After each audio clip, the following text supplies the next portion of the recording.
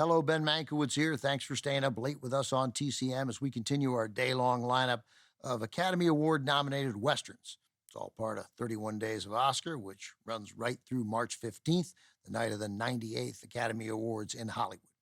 Up next, a slight detour on the trail we've been following all day. This is a Western, sure, but it is not like the others. This is a revisionist Western directed by Robert Altman. From Warner Brothers, 1971, McCabe and Mrs. Miller. Warren Beatty is John McCabe, a gambler who arrives in Presbyterian Church. It's not a house of worship. It's the name of an emerging mining town in the Pacific Northwest.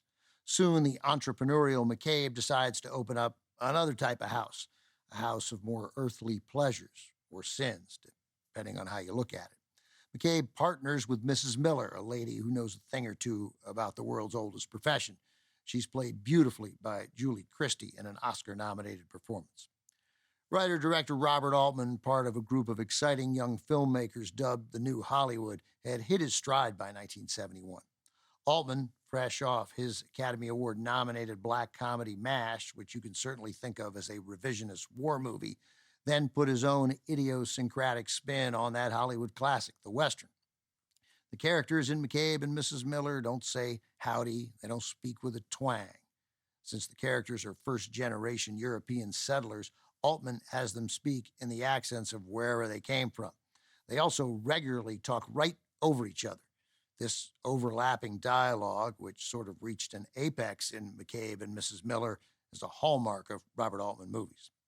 McCabe and Mrs. Miller deviates significantly from the colorful widescreen westerns of the 1950s, as well as the harsh hellscapes of the spaghetti westerns of the 60s.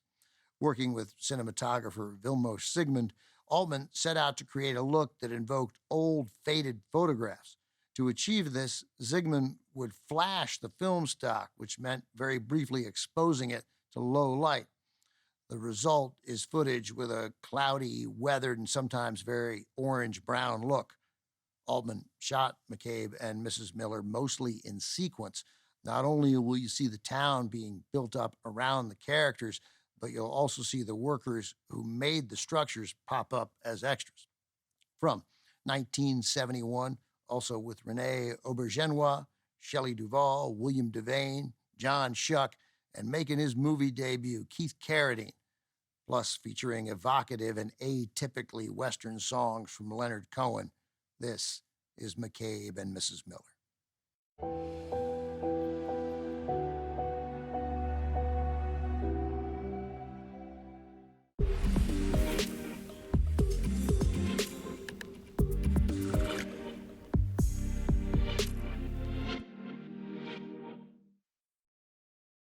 Julie Christie, Oscar-nominated for her performance in McCabe and Mrs. Miller, was no stranger to the Academy Awards. 6 years earlier, Christie won Best Actress for her performance in Darling, director John Schlesinger's story about a young London woman stringing along her two lovers. Christie had mostly avoided the trappings of Hollywood. She didn't even become a member of the Academy after winning her Oscar.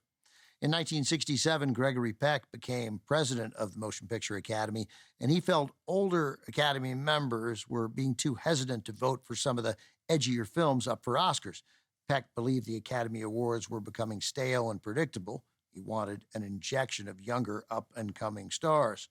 Christie was one of the actors Peck tried to recruit, but she never responded to the invitation.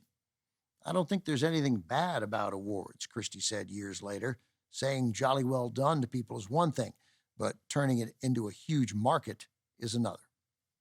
Coming up, another groundbreaking Oscar-nominated revisionist Western, this one from director Sam Peckinpah. A group of outlaws with nothing to lose embark on one final robbery in the Wild Bunch. It is next on Turner Classic Movies.